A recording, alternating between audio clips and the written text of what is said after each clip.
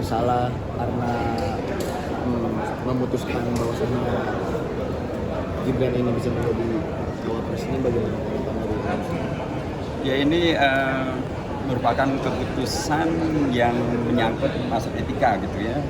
Ada MK juga memutuskan terkait juga dengan pelanggaran etika, dan sekarang pun juga DKPP juga menyampaikan hal sejenis.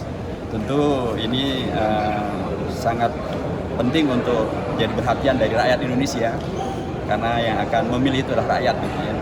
Tentu rakyat tidak ingin bila kemudian pimpinan dan atau yang mereka pilih adalah orang yang berada dalam posisi secara etika dipermasalahkan, baik oleh dampak dari keputusan MK maupun dampak dari keputusan DKPP.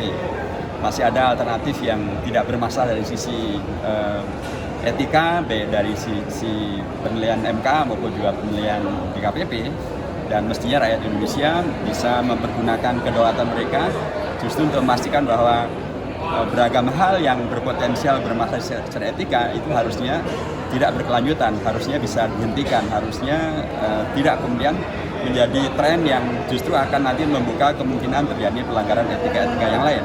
Dan itu tentu bukan hal yang sangat diinginkan ketika kita berada di era reformasi, di mana dalam era reformasi ini masih ada TAP MPR nomor 6 tahun 2001 yang menegaskan tentang pentingnya etika kehidupan berbangsa dan bernegara.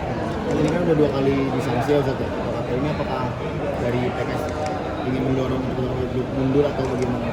Ya, kami mengingatkan rakyat Indonesia, terutama karena mereka pemilik kedaulatan, untuk betul-betul mempertimbangkan masalah ini.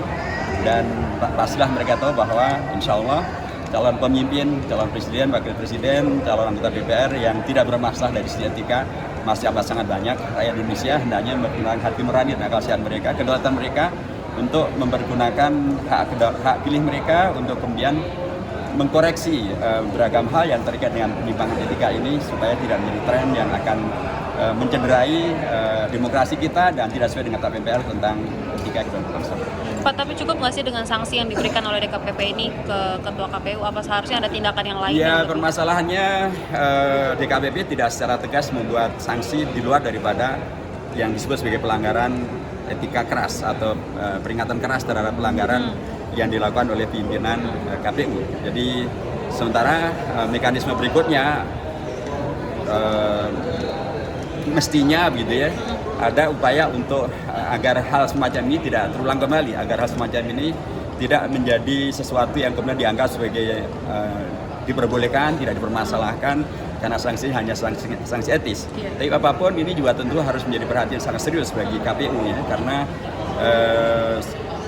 sanksi terakhir ini ya kata DKPP tentu tidak boleh menjadi suatu hal yang dianggap sebagai hal yang biasa saja. Ini permasalahan yang serius yang seharusnya menjadi cambuk yang sangat keras bagi KPU untuk segera memperbaiki diri, termasuk karenanya segera memperbaiki segala mekanisme menuju pada pemilu tanggal 14 Februari yang akan datang. Harus dipastikan tidak ada lagi kesalahan terkait dengan masalah status pemilihan langsung biasanya jurdil adil. Harus betul-betul KPU memastikan bahwa pemilu nanti adalah biar jurdil, tidak ada kecurangan, tidak ada hal yang kemudian memungkinkan untuk ada sanksi berikutnya setelah sanksi keras ini.